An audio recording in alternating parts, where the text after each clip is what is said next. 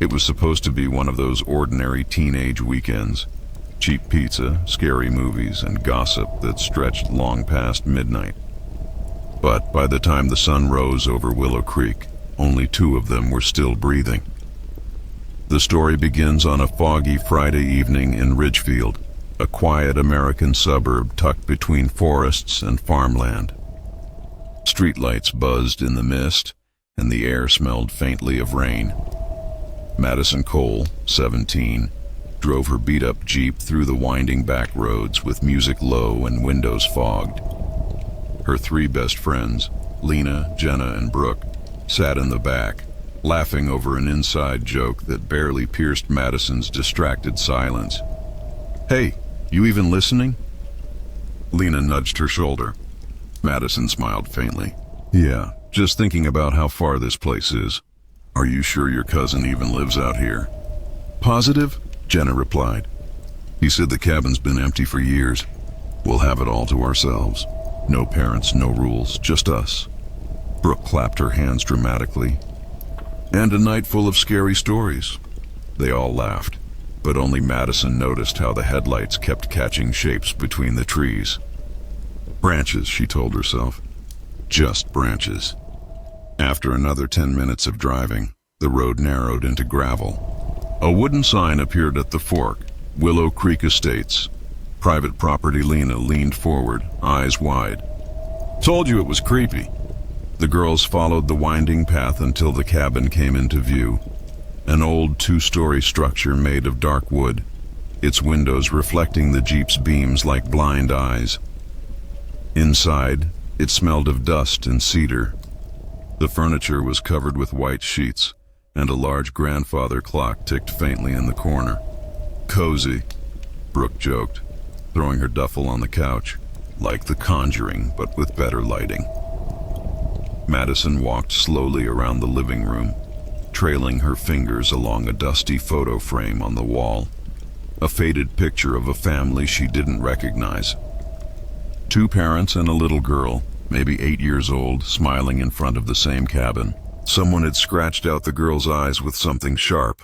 "Okay, that's disturbing," Madison whispered. Lena looked over. "What?" Madison turned the frame around. "Nothing. Probably just old." They unpacked, lit candles, and ordered pizza from the only open shop in town. The cell service flickered, but somehow the call went through.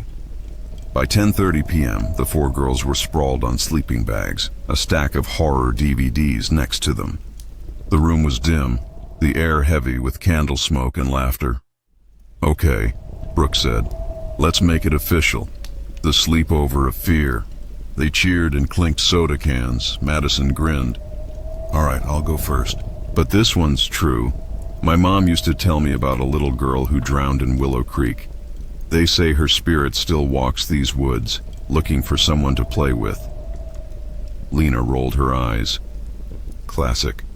"No, seriously," Madison said. "The legend goes she used to live in one of these cabins before she died. Her parents disappeared soon after. People said the girl's spirit called to them from the creek." As she spoke, a soft creak echoed from upstairs. Everyone froze.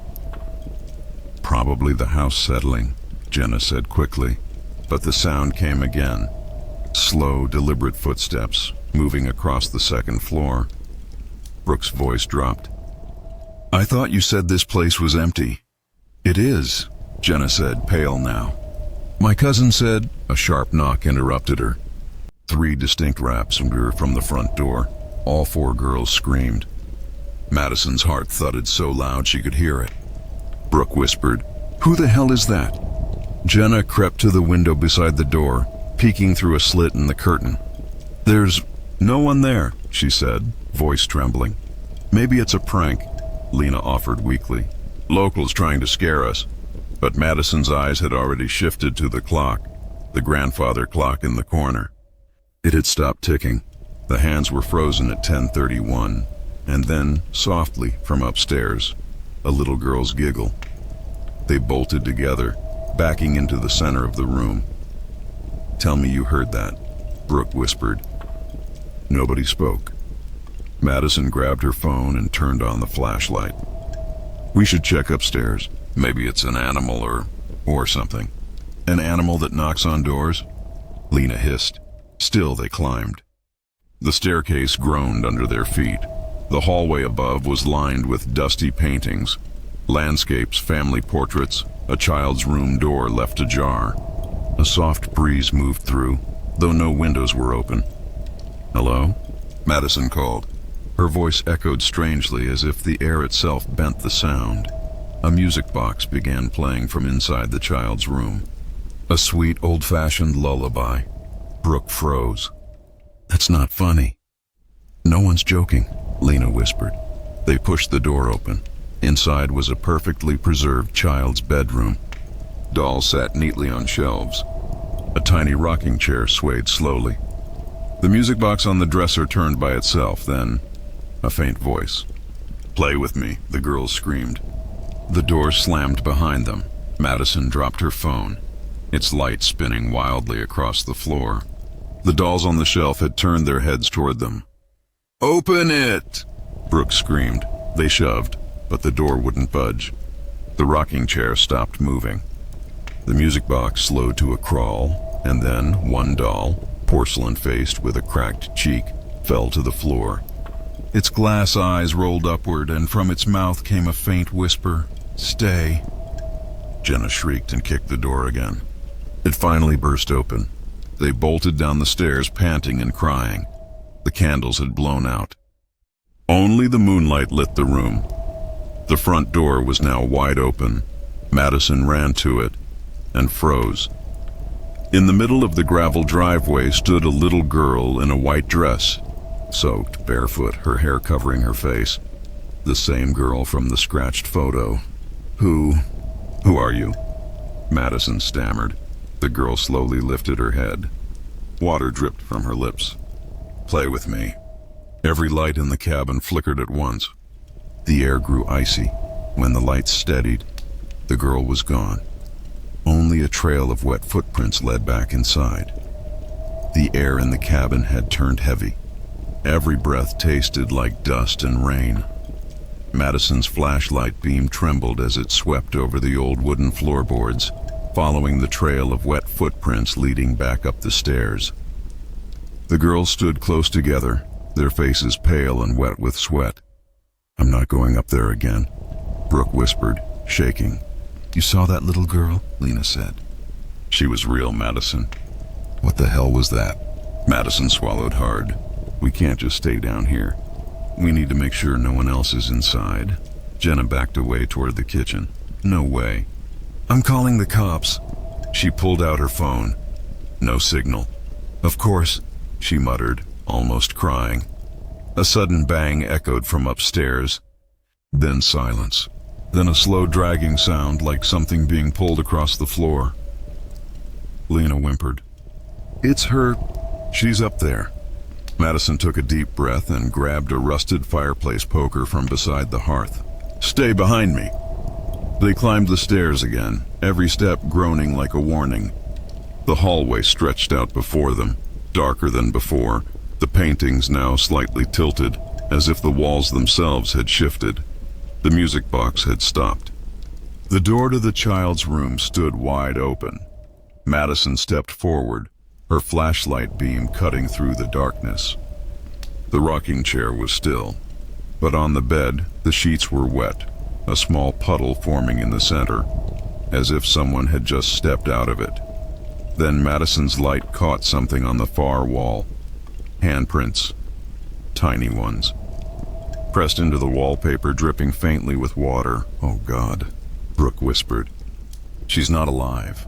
Madison's hand trembled. "No, she's not dead either." A cold whisper moved through the room. "Don't leave me again." The temperature dropped instantly. Their breath came out in mist. The door slammed shut behind them again. But this time, the lock clicked from the outside. "Help!" Lena pounded the door, sobbing. The lights flickered violently. The dolls on the shelves began to rattle. One by one, they turned their heads toward the girls. Jenna screamed. "She's here." The curtains fluttered, though no window was open. The old music box suddenly started again, the tune faster this time, distorted like a record spinning too quickly. Then, in the reflection of the dresser mirror, Madison saw her. The little girl in white, standing right behind them. She turned slowly, heart hammering. No one was there, but in the mirror, the girl moved closer. "Step by step, turn off the light," Madison hissed. "What?" Brooke cried. "Just do it!" The flashlight clicked off. The room was swallowed by blackness. For a moment, silence. Then, a whisper directly in Madison's ear. "You promised to play." She screamed and swung the poker wildly. It hit nothing. The light flickered back on, and the reflection was gone. Only the mirror now bore a new message, written in dripping letters of water. "Stay with me forever." They managed to force the window open and climbed out onto the narrow ledge, scraping their knees on the shingles as they dropped into the wet grass below. The rain had started again, cold and sudden. The cabin loomed above them, dark except for that one glowing window. The child's room. Madison gasped. Someone was standing there, not the little girl, but a tall shadow, broad shoulders, unmoving.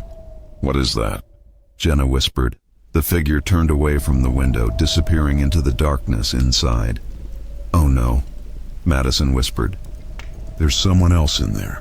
They sprinted toward the Jeep, shoes splashing through the mud. Madison yanked the door handle. Locked. "I left the keys inside," she said, voice breaking. Brooke screamed. "We're trapped." A faint sound came from the cabin again, the front door creaking open. Then footsteps on gravel. Slow, deliberate.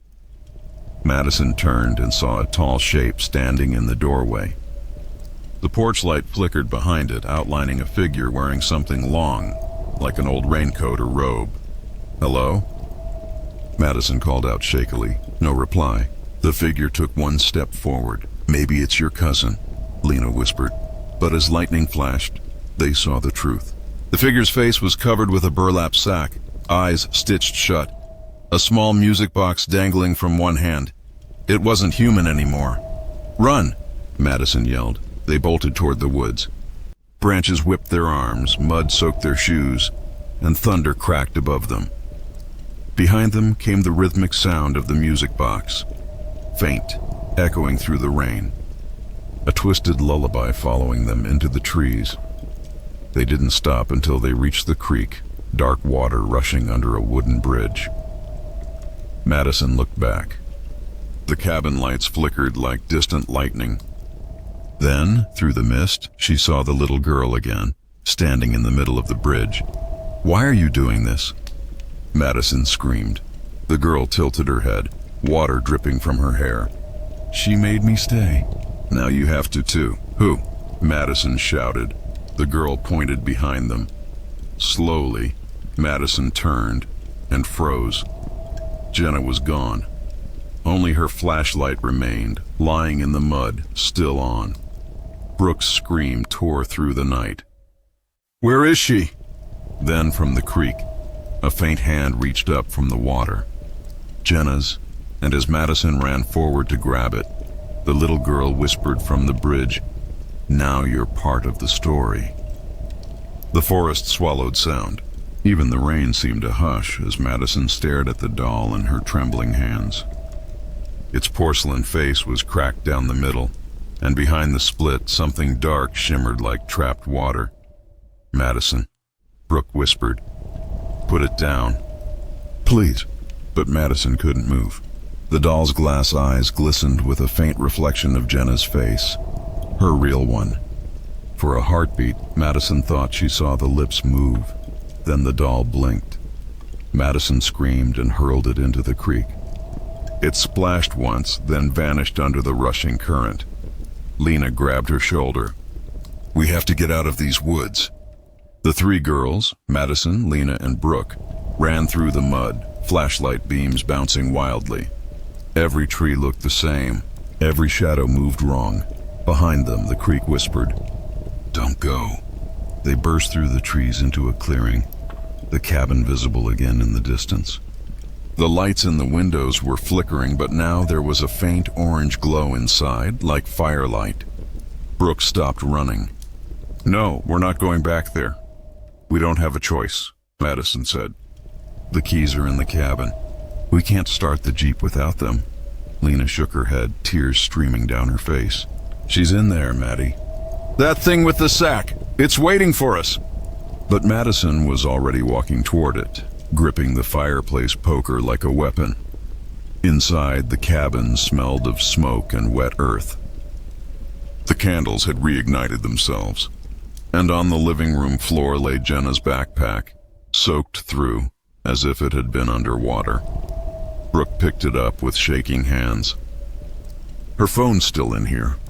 Madison took it, pressing the power button. The screen flickered on and immediately played a short video. The footage showed Jenna, earlier that night, laughing with them in the living room. The camera shook as if someone else had been holding it. Then the screen glitched. The image warped. Now Jenna was standing in the upstairs hallway, alone, staring into the child's bedroom. In the background, faintly, a little girl's voice whispered, "Say you'll stay." Jenna turned, her eyes wide. "Who's there?" Then the camera fell sideways, and the last thing it captured was Jenna's face being dragged into the darkness by something unseen. The phone screen went black. Brooke dropped it. "Oh my God." The front door slammed shut. The windows darkened, the light outside fading as though the night itself pressed against the glass. Then, from the stairs, a small, wet footprint appeared.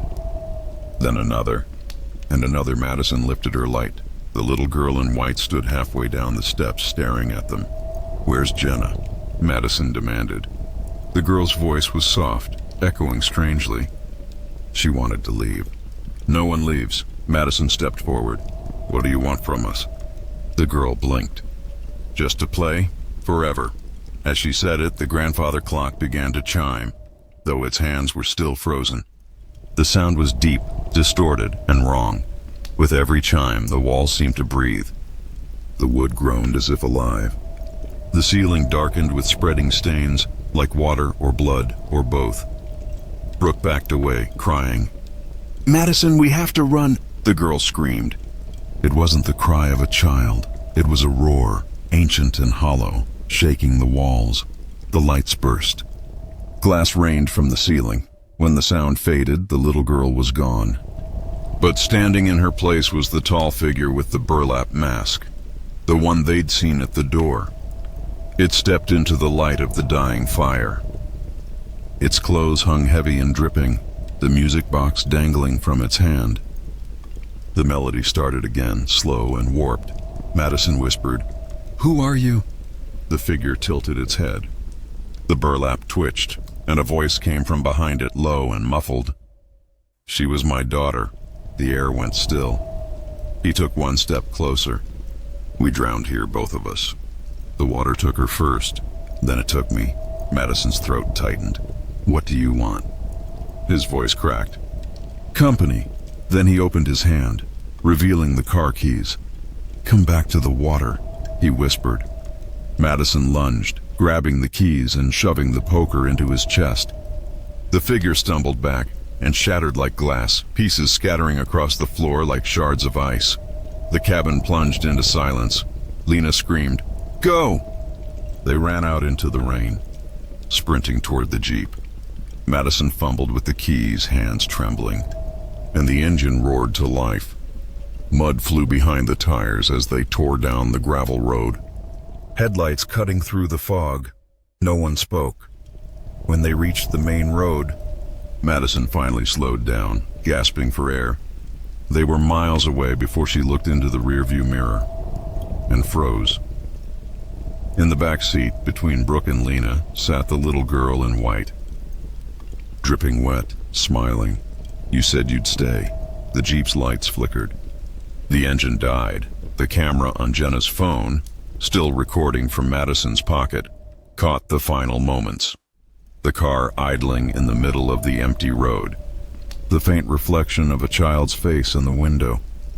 Then static.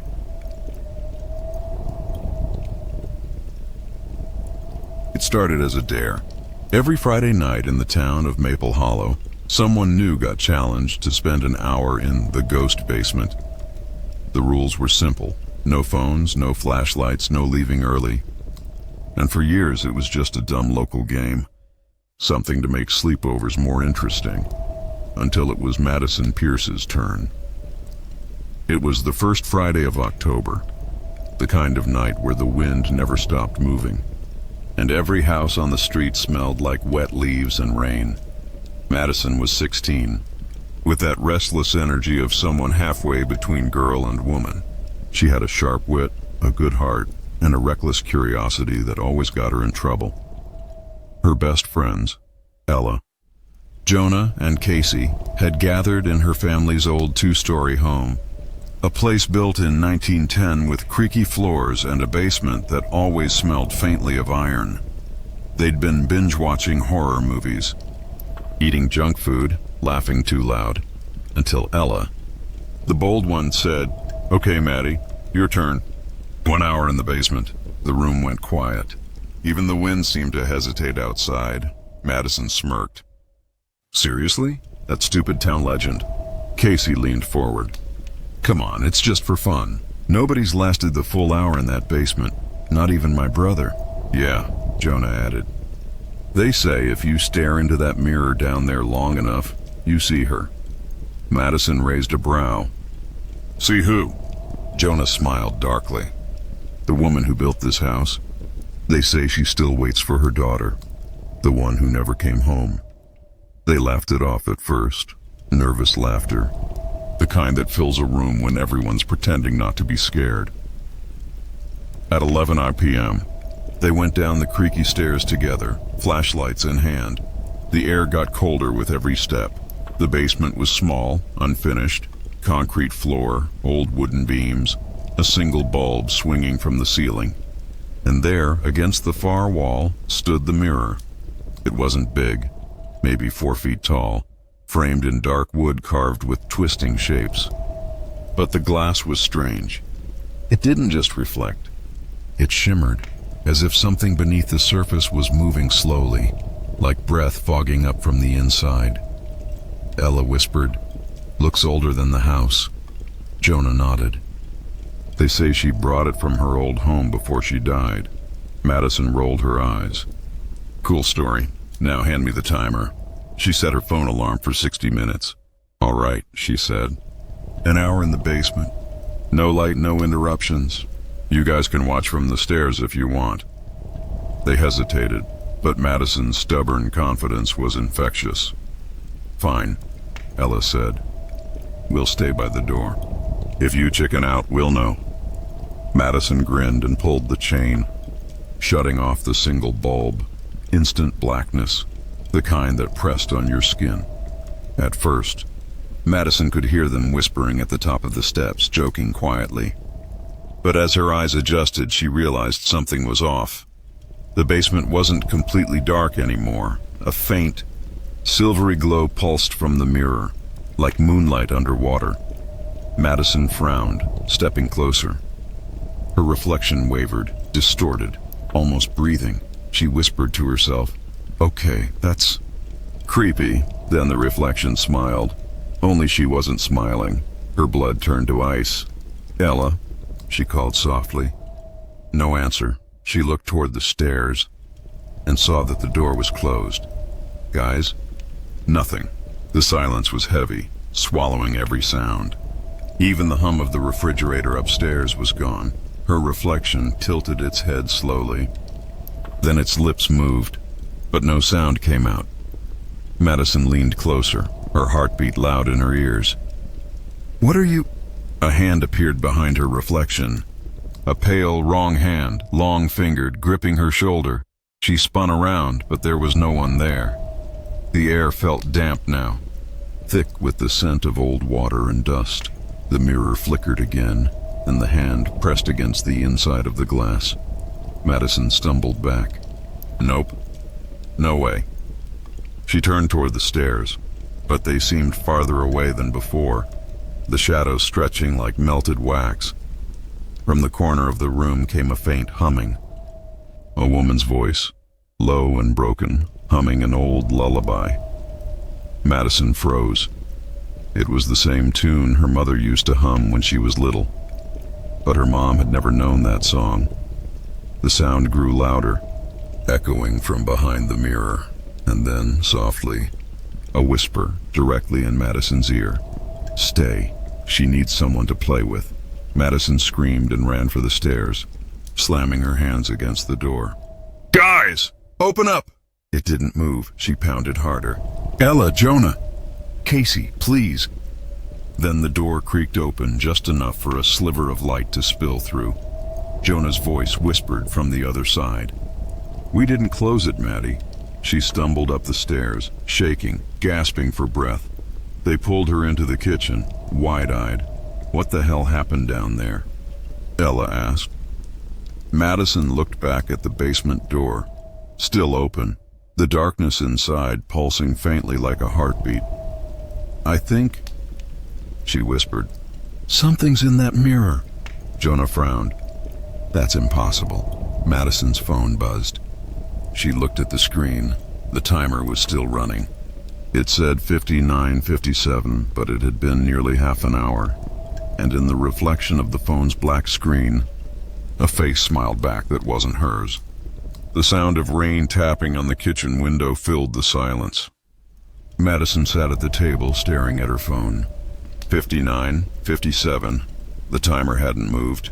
"Maybe your phone just glitched," Jonah said quietly, pacing behind her. Madison didn't look up. "You saw the door. You heard me screaming. That wasn't a glitch." Casey rubbed her arms, trying to warm herself. "That mirror's old. Could have been some kind of light trick or—" "Don't," Madison snapped. "Don't try to explain it." Ella leaned forward, her voice softer. "Then what did you see?" Madison hesitated. Her hands were still shaking. "It looked like me, but it wasn't. And there was something behind it, like a hand. It touched the glass." Jonah laughed nervously. "You're messing with us." Madison's eyes met his, cold, dead serious. "Does it look like I'm joking?" The room went quiet. Somewhere the old pipes groaned, echoing through the house. Ella stood. "Okay, let's just go upstairs, watch a movie, and forget this. We can deal with the creepy mirror in the morning."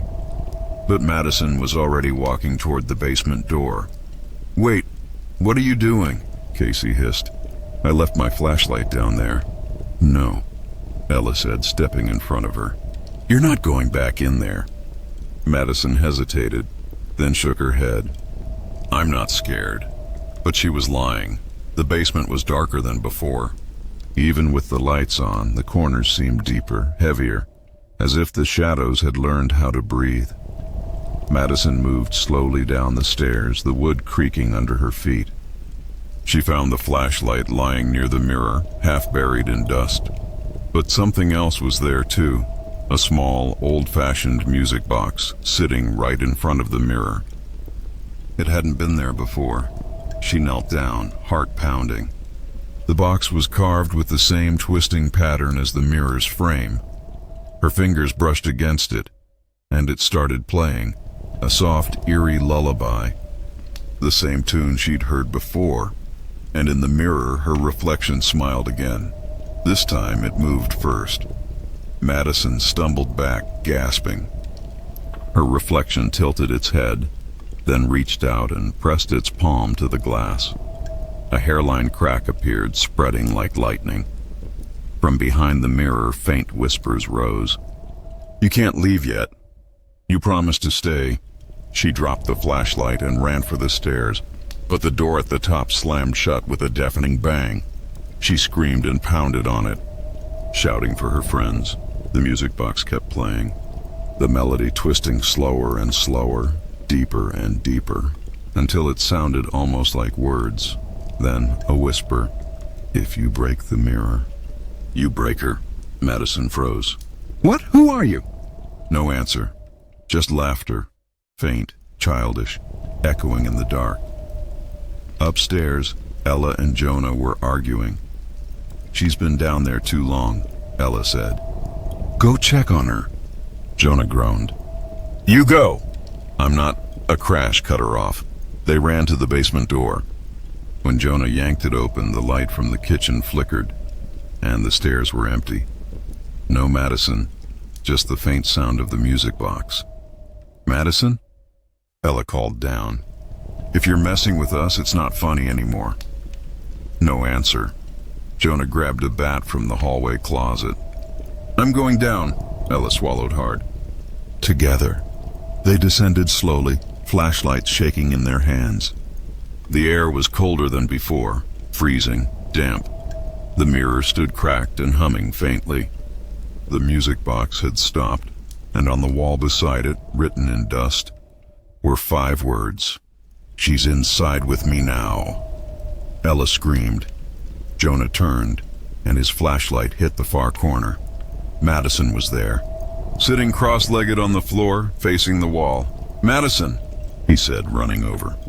"What the hell happened?" She didn't answer. When he touched her shoulder, she turned her head slowly. Her eyes were open, but there was no life in them, only a faint reflection of the mirror's glow. Her lips parted. "You shouldn't have come down here." The basement door slammed shut behind them. The bulb above burst, plunging them into darkness.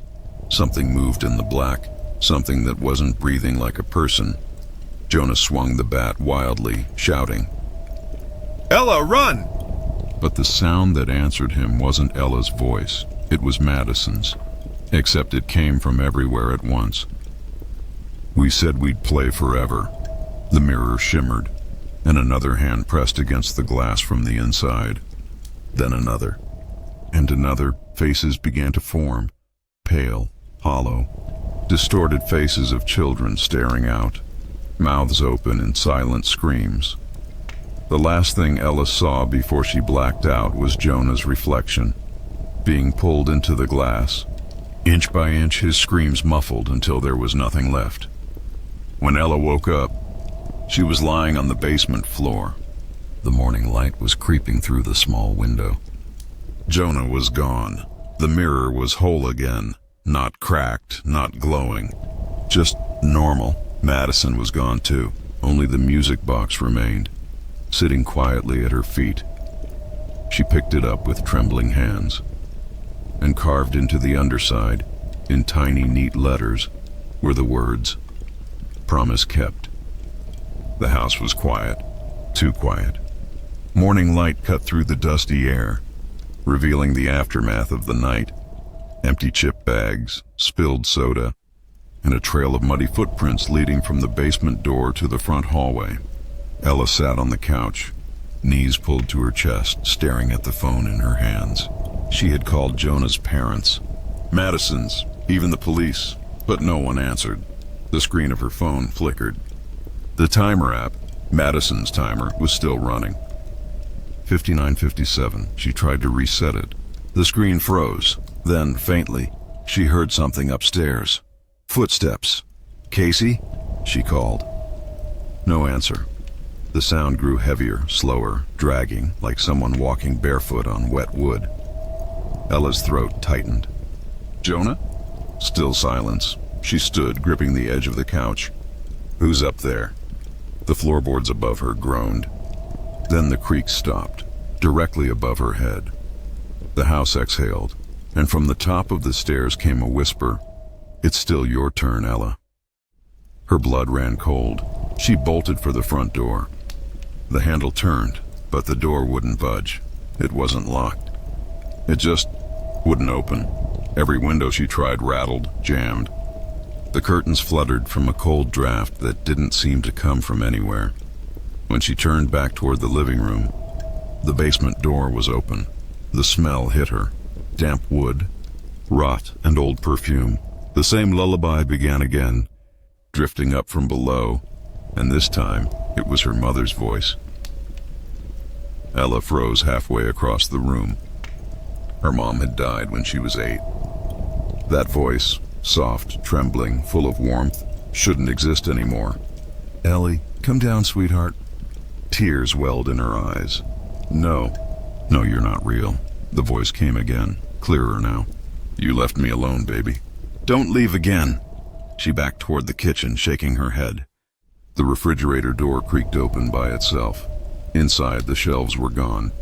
Instead, the dark reflection of the basement shimmered behind the glass, a mirror where there shouldn't have been one.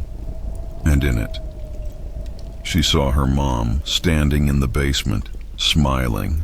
Ella's breath caught. "Mom?" Her reflection's lips moved. "Help me, Ellie." Then a hand burst through the fridge door, pale and dripping with dark water, grabbing her wrist. Ella screamed and pulled free, stumbling backward, crashing into the kitchen table. The lights flickered. For a brief moment, she wasn't in the kitchen anymore. She was standing in the basement again. The mirror towered over her, rippling like the surface of a lake, and inside it, she saw Jonah and Madison. They were standing side by side, pale and still, their faces emotionless. "Madison," Ella cried. "Jonah, please!" Their eyes moved, slowly, their mouths opened, and together, they whispered, "You promised to play forever." The music box began to spin on its own. Faster and faster, the melody warping into a high-pitched scream. Ella covered her ears. "Stop it, please stop!" Then the humming stopped, and behind her someone said softly, "If you don't stay, someone else has to." Ella turned. The woman from the legend, pale, sunken eyes, black dress soaked at the hem, stood inches away. Water dripped from her hair, pooling at her feet. She held out the cracked mirror in her hands. "Choose," the woman whispered. "Stay with them, or bring another." Ella's tears fell. "I don't want either." The woman tilted her head. "Then stay." She pressed the mirror into Ella's chest, and everything went white. When the police finally arrived the next day, they found the front door unlocked. No sign of forced entry. No blood. No struggle. Just the faint scent of perfume and the sound of dripping water echoing from the basement. In the center of the room sat a single object, the music box. When Officer Daniels opened it, the melody played faintly, and inside the lid, scratched in neat letters, were the words, "Welcome home, Ella." He closed it quickly and backed away. Behind him, the mirror flickered. For just a second, he thought he saw 3 figures staring back, a boy, a girl, and another girl standing behind them, all smiling. Then the reflection blinked and the glass cracked.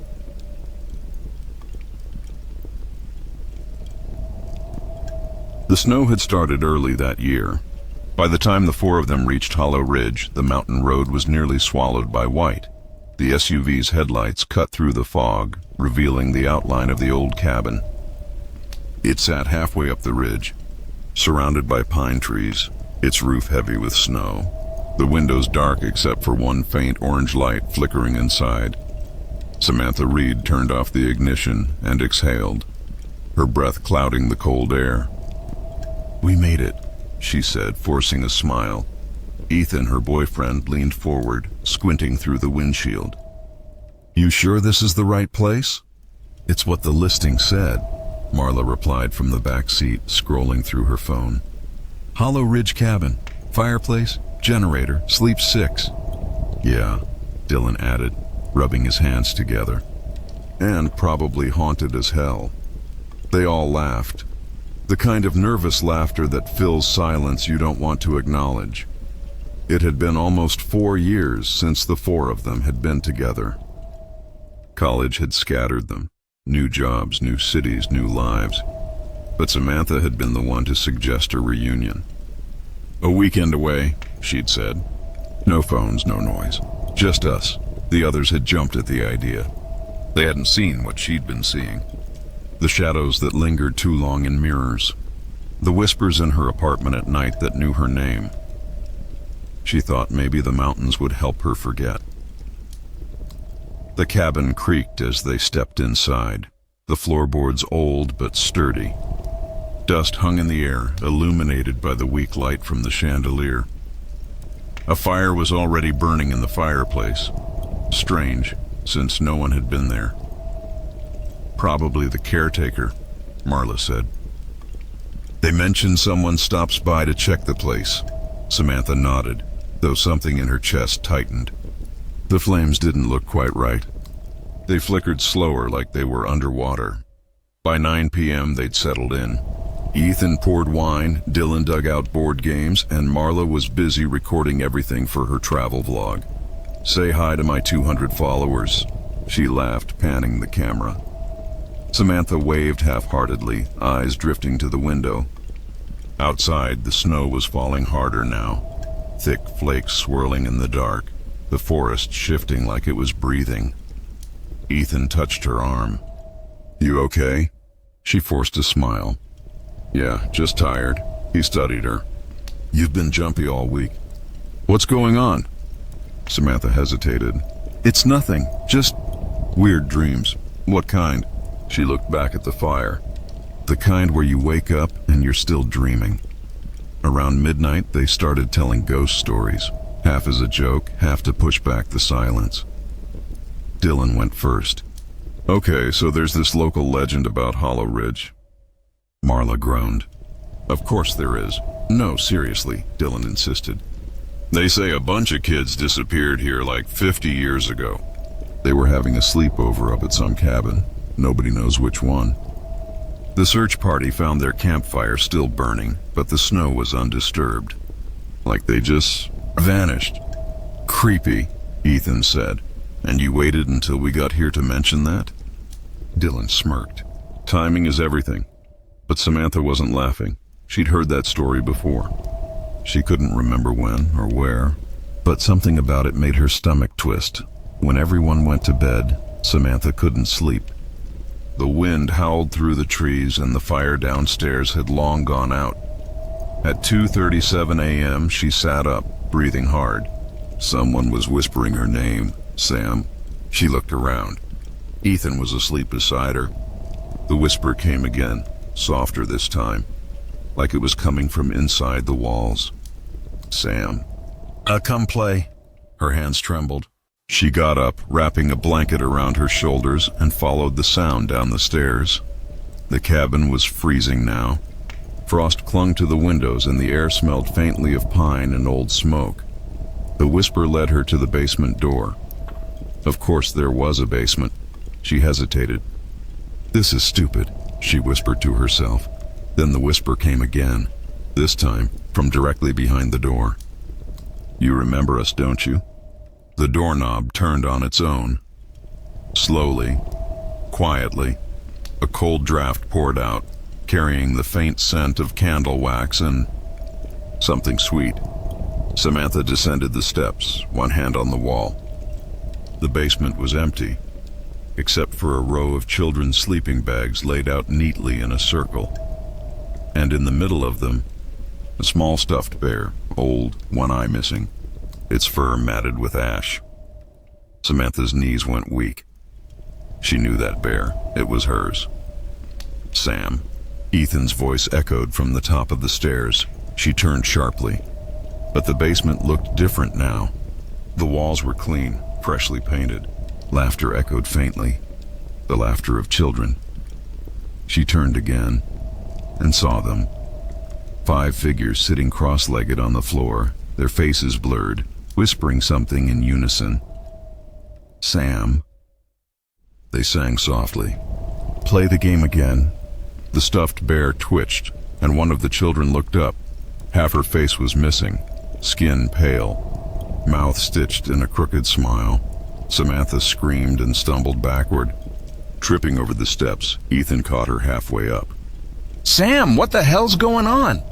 she gasped, pointing down. They were kids."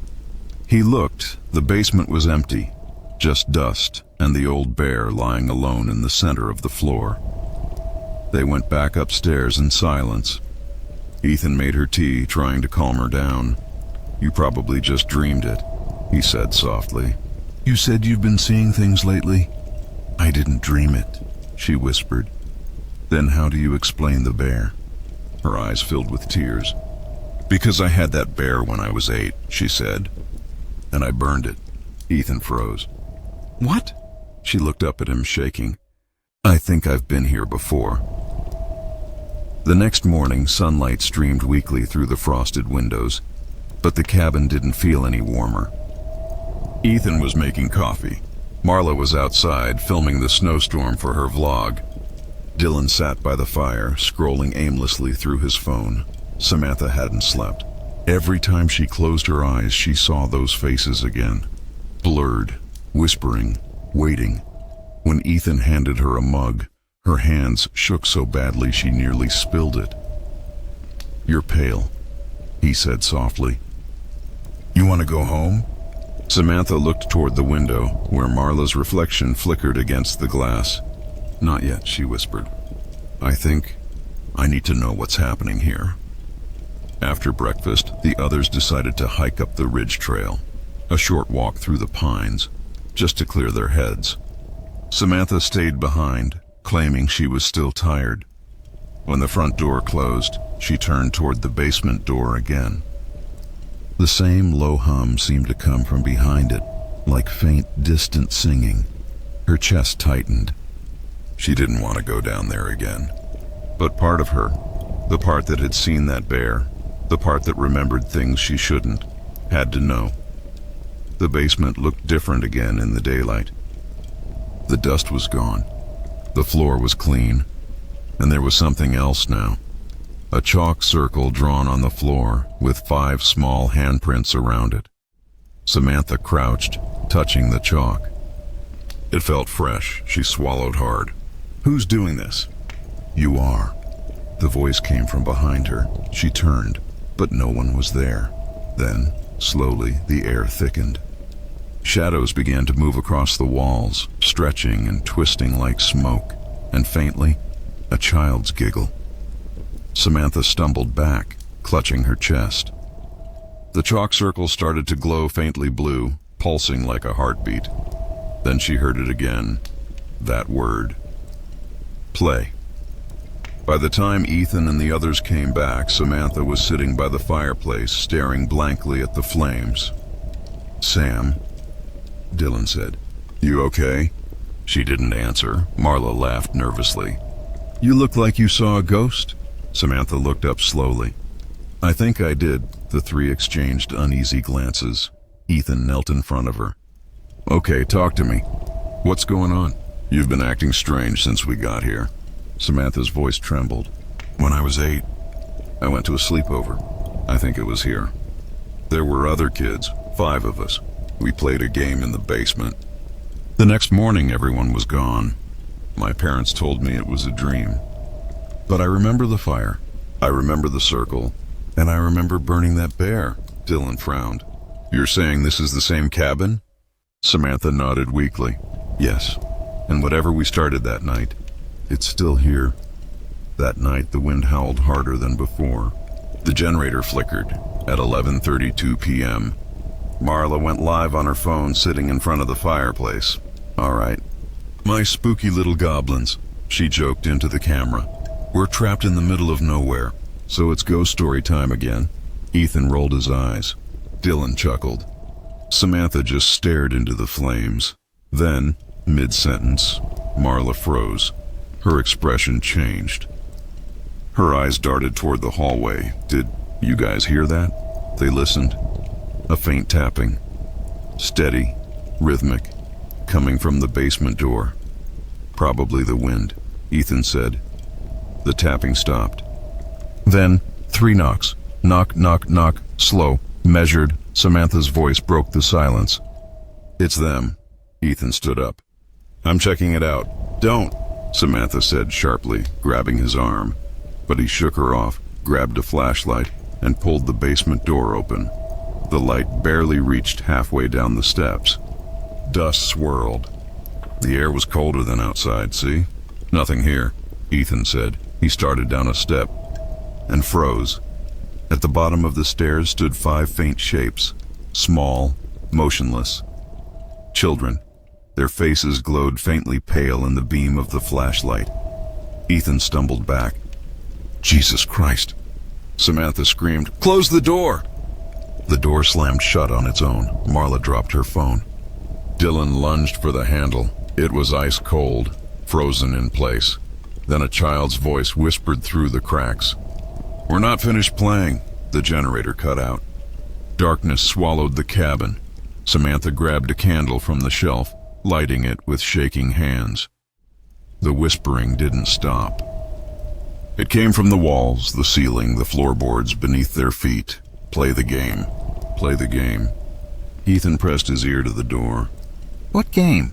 What do you want? The voice giggled. The same one she played. Samantha's tears streamed down her face. Stop it, please! Then a loud bang. The basement door splintered outward, throwing Ethan across the room. The candle flickered wildly. 5 small handprints appeared on the wall, black and wet, as though painted in soot. They hid in the living room, clutching each other in the dim candlelight. Marla was shaking uncontrollably. What the hell was that? Samantha whispered. When we were kids, we made a circle and told stories about the thing that lived in the walls. We called it the Hollow Man. We said if you told a lie, he'd come for you. Dylan swallowed hard. So how do we stop it? Samantha looked at the bear, now sitting by the fireplace again. No one had touched it. The only way we ended the game, she said, was by telling the truth. The walls groaned. The lights flickered back to life, but the room looked different. The furniture was gone. The wallpaper peeled. Everything was older, like they'd stepped 50 years into the past. Marla screamed. What's happening? Samantha turned slowly. The 5 children stood behind them now, faces clear, eyes hollow. You forgot us, one said. We waited, said another. You lied. The fire roared behind them, the flames twisting into the shape of a figure, tall, faceless, its arms stretching toward the ceiling. The Hollow Man. He stepped out of the fire, his body made of smoke and bone. The children vanished into his shadow. Samantha grabbed Ethan's hand. Run! They sprinted toward the door, but when they opened it, they didn't see snow. They saw the circle, the same chalk circle from the basement, glowing faintly on the ground. Ethan tried to step back, but his foot was already inside it.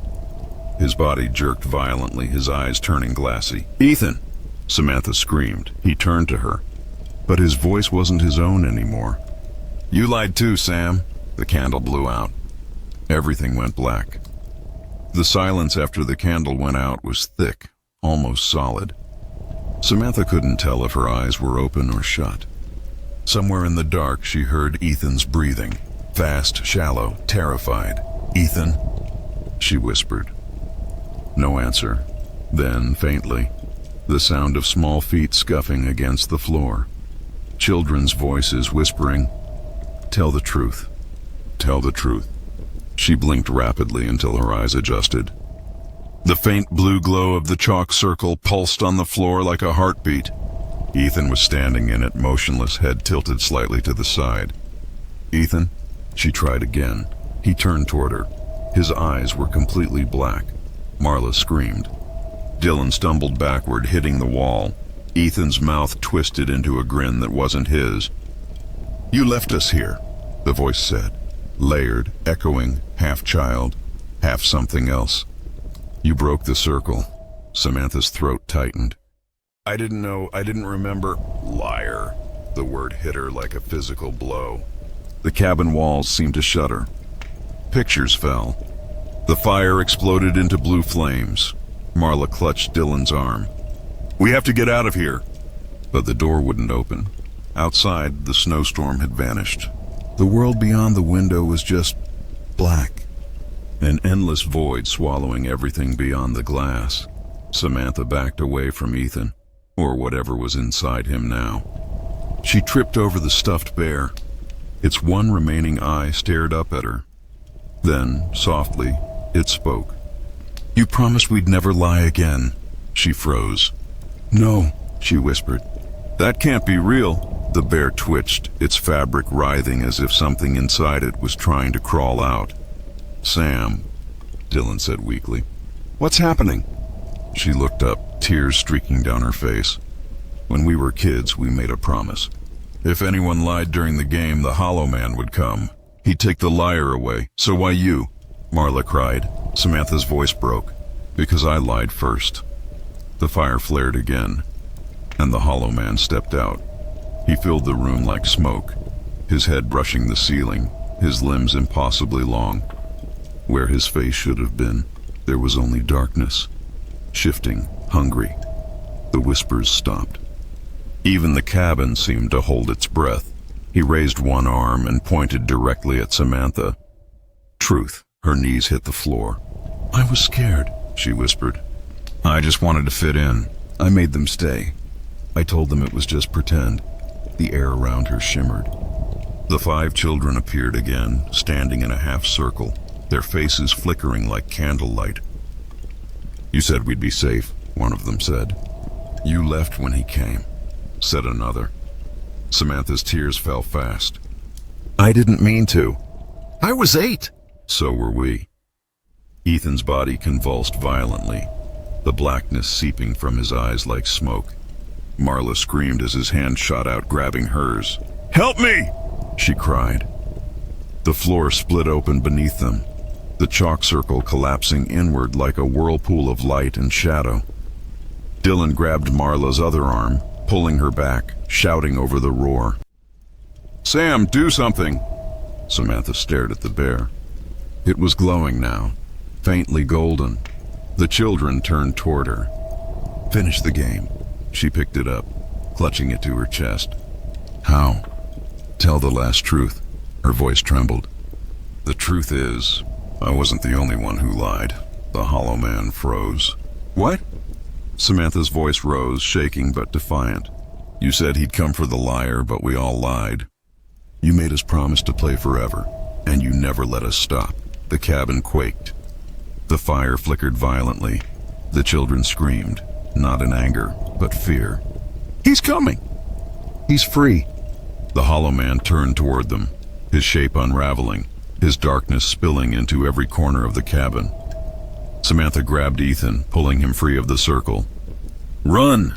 They bolted toward the stairs, Dylan and Marla close behind. The walls melted around them, photos warping into static faces, furniture turning to ash. As they reached the door, Samantha turned back one last time and saw the children holding hands in the burning light. They smiled. Then the cabin collapsed inward, the fire swallowing everything in silence. Samantha woke up in snow. The others were sprawled around her, coughing, alive.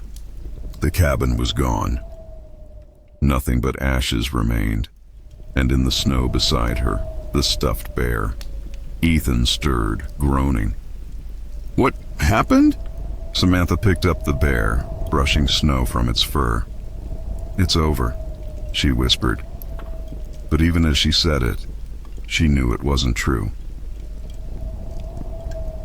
2 weeks later, Samantha sat alone in her apartment back in Denver.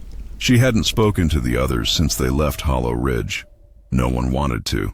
Her therapist said it was trauma, collective hallucination, shared guilt. She wanted to believe that. But every night, just before she fell asleep, she heard it again. The soft voice of a child whispering from the dark corner of her room. "You lied again."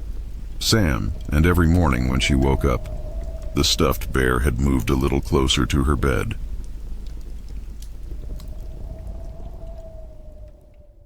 It was one of those quiet Ohio nights where the streets looked too still, like the world had paused and forgot to start again. Inside a cozy 2-story house on Willow Creek Drive, 4 teenage girls were sprawled across sleeping bags, surrounded by snacks, soda cans, and glowing phones. It was Emily Grant's 17th birthday sleepover, and her first one since her mom passed away 6 months ago. She hadn't wanted to celebrate at all, but her best friend Kayla insisted. "You need this," Kayla had said. One night, no sadness, just us. So now, the living room was littered with half-eaten pizza, horror movie posters, and laughter that didn't sound quite real. Lena scrolled TikTok while Harper set up the projector for another movie. "All right," Harper said, grinning. "One more scary film before midnight." Emily forced a smile. "Only if it's not about ghosts again. I've had enough of things that don't stay dead." The others went quiet for a second.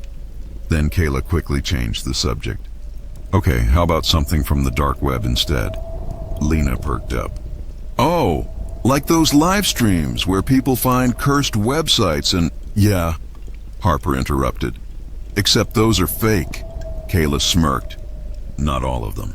At 11:43 p.m., they gathered around Emily's laptop, lights dimmed, the room lit only by the cold glow of the screen.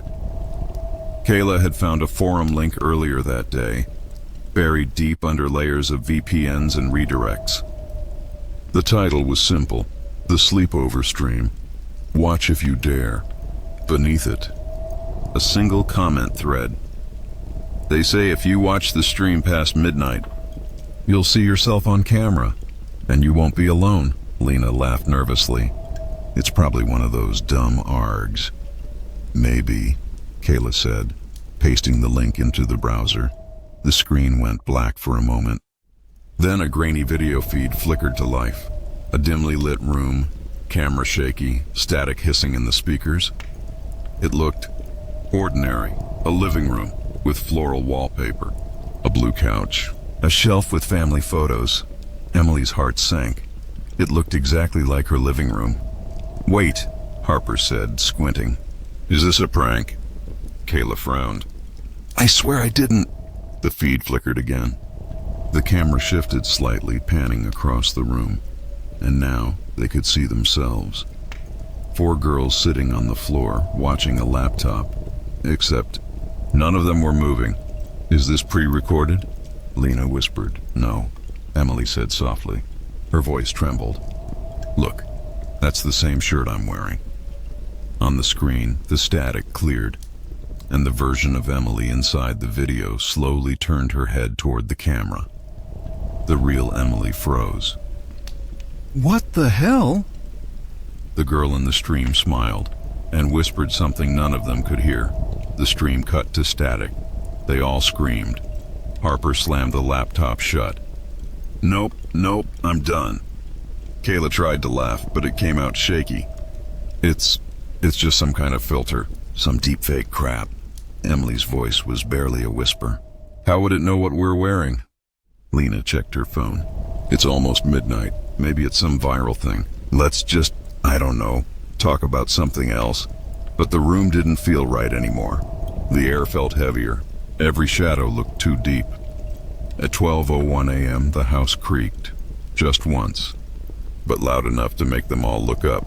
Emily's dog, Baxter, started barking upstairs. Probably just the wind, Kayla said, forcing a laugh, but the windows were shut. The trees outside were still. Emily stood, her pulse pounding. I'm gonna check. Kayla grabbed her wrist. Don't go alone.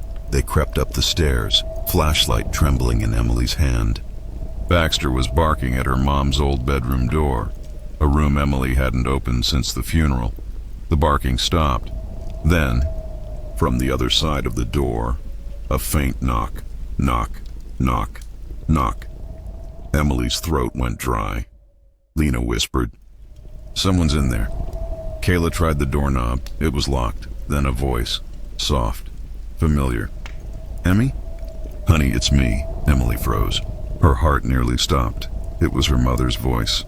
Kayla whispered, "Emily?" Tears welled in her eyes. "That's not possible." "Open the door, sweetheart." Emily shook her head, backing away. "She's dead. Please, Emily. I just want to see you again." The voice cracked, breaking on the last word. "Don't you miss me?" Emily screamed and bolted down the hall. They ran back downstairs, but the lights were flickering now. The laptop screen was glowing again, even though it was still closed. Kayla picked it up, trembling. The stream had restarted on its own. This time, the feed showed the upstairs hallway, the same one they'd just run from. The door to her mother's room was open. A figure stood inside the doorway, a woman with long dark hair, her head tilted unnaturally to one side. "You shouldn't have watched," she whispered through the speakers. The camera zoomed slowly down the stairs, toward them. The girls screamed and unplugged the laptop, throwing it across the room. The screen went black. Silence. Then, a faint sound. Click. The TV turned on by itself. The same grainy feed filling the screen. The camera was now behind them, filming their backs as they stared at the TV. And from the speakers came a faint whisper. Smile for the stream. The screen cut to black. For nearly a minute, no one said a word. The TV was black. The air was thick. Then the sound came again. The faint mechanical hum of something on. Kayla whispered, "It's still recording." Lena grabbed the remote and started clicking buttons. "It's off, I swear it's off." But the TV's power light stayed red, blinking, once, twice. Then a distorted voice came from the speakers. "Offline doesn't mean safe," all four of them screamed. Emily yanked the power cord out of the wall. Silence. They huddled together on the couch, breathing hard. Harper muttered, I think someone's hacking us, like a prank or some psycho." Kayla shook her head. "That's not a hack." "How would a hacker know about your mom, Emily?" Emily buried her face in her hands. "I don't know." "I don't know anymore." Baxter started barking again, this time from the backyard. They turned, and through the sliding glass door, they could see the backyard faintly glowing under the moonlight. Something moved near the tree line, a flicker of white fabric. A human shape. "Someone's out there," Harper whispered. Emily grabbed her dad's old flashlight from the counter. "We're calling the cops." Kayla opened her phone, but the screen was black. No service, no Wi-Fi. Lena's phone too. "It's like all the signals are gone." The air in the room felt charged now. Static electricity crawling along their skin. Then, from outside, click. The backyard motion light turned on. A woman stood under it. Long hair, pale nightgown, her head tilted, eyes completely black. She smiled. Not human, not real. Kayla gasped. "That's her." From the stream, Emily whispered, "Mom." The woman raised her hand slowly, pointing toward the sliding door, and the lock clicked open. They screamed and ran upstairs, slamming Emily's bedroom door shut. Harper grabbed her inhaler, shaking. "We need to hide. Call for help." "Something," Lena whispered. "This isn't possible." "It's like..." The stream showed the future. Kayla looked at Emily. "You said she died 6 months ago?" Emily nodded, crying. "She was in this house. The night before, she said she heard voices from the laptop. I thought it was just grief." Her voice broke. She said they were calling her name. A sound echoed through the house. The creak of a floorboard. Footsteps. Slow. Deliberate. Coming up the stairs. Kayla held her breath. "Don't move." The doorknob began to twist. Then stop, then twist again. Harper whispered a prayer. Lena covered her mouth to stop herself from crying. The door creaked open, an inch. Through the gap they saw a hand, long, grayish, twisting its way around the wood like it didn't have bones. Emily screamed. Harper shoved the dresser in front of the door. Thud, thud, thud. The thing was pushing harder now. "Let me in, Emily." The voice came through the door, broken, static, like a corrupted recording of her mother. "You left me in the dark," Emily snapped. "Stop it!" The thudding stopped. Silence. Then laughter. Distorted, hollow, coming from her laptop. She looked around. The laptop was back on the bed, open, glowing again. It was streaming. The feed showed her own bedroom from the ceiling corner, as if a camera were mounted there, except there was no camera in that room. The girls watched in horror as the live feed zoomed slowly onto them, huddled together. Then, from the doorway in the video, a shadow began to crawl into frame. Kayla slammed the laptop shut. "We're leaving! Now!" They rushed downstairs, Emily grabbing her car keys. But when they stepped outside, the world felt wrong. The air was too still. No crickets, no wind. Even the streetlights flickered faintly like they were running out of power. Kayla pointed. Look, every house on the street had their lights on, but the windows were black, not dark.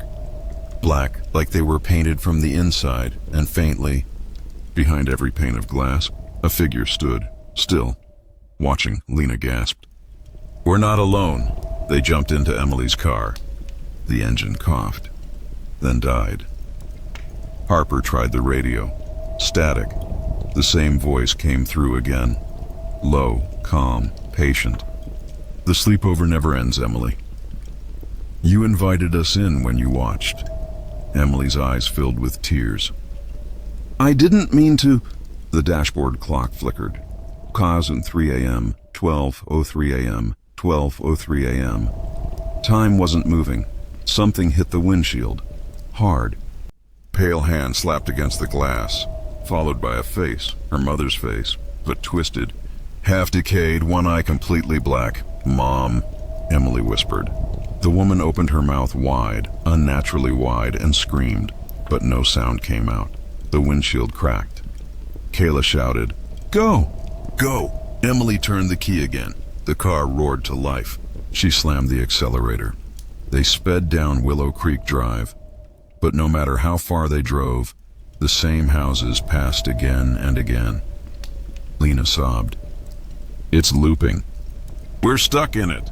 The car screeched to a stop. The girls jumped out, gasping, shaking. They were back in front of Emily's house. The front door was open. Inside, the TV glowed, showing them standing outside, looking terrified. Harper whispered, It's streaming us. Then, from the speakers, Come home. The camera on the TV panned sideways. Someone else was inside the house, filming, and the figure slowly raised. Its head toward the lens, Emily's reflection, her own self. But the eyes were black and she smiled. Part of the stream now. When the screen went black, Emily thought it was over. The night had swallowed everything. The street, the air, even the stars. For a moment, the four girls stood frozen outside her house, staring into the kind of silence that only exists right before something terrible happens. Emily, Kayla whispered. We need to run. Emily shook her head slowly. If we run, it'll follow. We have to finish it. Finish what? Harper asked. Emily looked back at the glowing house. The stream. They stepped inside. The door closed behind them on its own. The living room was alive with static. Every screen, the TV, the phones, the laptop, glowed white. And in the middle of the static, faint words appeared. Welcome back. The temperature dropped instantly. Their breaths misted in the air. Lena clutched her arm. Emily, what if this isn't about your mom? What if it's using her face? Emily swallowed hard. Then we end it. For real. They moved toward the living room. The laptop sat open on the coffee table, showing a new feed, a dark, empty basement with a single chair in the middle. Is that your basement? Kayla asked. Emily nodded slowly. Yes. The screen flickered. Then the camera angle shifted, as if someone behind the lens had just turned. Now the basement chair was empty. But someone had written something on the wall in what looked like soot or ash. Come down. Harper shook her head. Nope, no way. We're not. A loud thud came from below them. Then another. Something was moving under the floorboards, pacing back and forth. Lena grabbed Emily's wrist. Please don't, Emily pulled free. It wants me. I'll end it. Lock the door after me if... Don't say that, Kayla cut in. We go together. Emily nodded once, her eyes glassy with fear but steady. Together. The basement door creaked open. A single bare bulb flickered at the top of the stairs, casting long shadows that moved like water. Each step groaned as they descended. The air smelled of damp wood and something burned. When they reached the bottom, they froze. The basement wasn't empty anymore. The same chair from the video sat in the center, and on it, an old laptop identical to Emily's. Its screen glowed white, and faint whispering filled the air. Kayla whispered. "There's no internet down here." Emily stepped closer. The whispering turned into her own voice, a playback. "If we run, it'll follow. We have to finish it." It was repeating her words from earlier. Lena turned to the stairs. "We need to get out. Now." But the stairs were gone. Behind them was just a black wall where the steps should have been.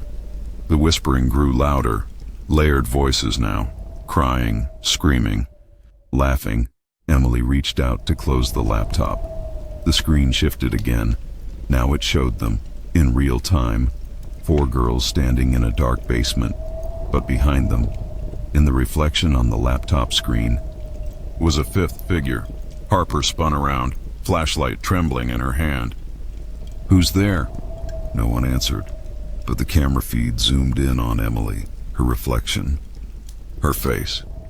The figure behind her leaned closer in the reflection, placing a hand on her shoulder. Emily's real shoulder went cold. She turned slowly. No one was there, yet the reflection still showed the hand, long, ash-colored fingers pressing deeper into her skin. The whispering became words. "You watched. You invited. You belong." Suddenly, all the screens around the basement flickered on. Hundreds of smaller ones glowing from the shadows. Phones, tablets, cameras. Each one showed a different angle of the same basement. Each one showed them. Lena screamed. "It's been recording us the whole time!" Kayla shouted, "Why?" "Who's watching this?" And then, on the largest screen, words began to type themselves. "They are." The screens changed. Now the feed showed dozens of people sitting in dark rooms, faceless silhouettes, all watching. Their outlines pulsed like static ghosts, and in the corner of each frame was a username, thousands of them. "Emily," Harper whispered. "These are live viewers." The laptop camera's indicator light turned red, streaming. Emily stepped forward, tears on her face. "Stop watching us!" she screamed. The voices replied in perfect unison, overlapping from every screen. "You started it. You invited us in. You made the channel." Kayla froze. "What does that mean?" Emily's mind flashed back. Months earlier, the night her mom died. She'd been messing around with an encrypted dark website. She'd uploaded one video, a test feed of her basement camera. It had gone live, and people had watched. Thousands, even after she'd taken it down. Tears streamed down her face. "I didn't mean to," a distorted version of her mother's voice interrupted, echoing from every device. "It's never about meaning to, Emily. It's about what you see." The lights burst out one by one, plunging them into darkness. In the last flicker of light, the screen showed 4 empty chairs where they stood, and one more line of text appeared. "Viewer count, 4. They screamed, bolting toward where the stairs should have been, and suddenly the wall was open again. They scrambled up, panting, desperate for light. They burst into the living room. Morning light streamed through the windows. It was over, or so they thought. Kayla was the first to notice. Her phone buzzed, a notification from a streaming platform she didn't recognize. Live 4 viewers watching. She opened it. The thumbnail was her face, eyes wide, looking at the phone right now. Emily turned on the TV. Every channel showed the same feed, their faces, in real time. Harper backed away, sobbing. "We never left, did we?" Emily whispered. "We're still in the stream." The camera slowly panned across their terrified faces. Then the perspective shifted, showing the 4 of them huddled together in Emily's living room, just as they were right now, but filmed from inside the TV. The screen flickered. The same voice whispered one final time, "And now, it's your turn to watch."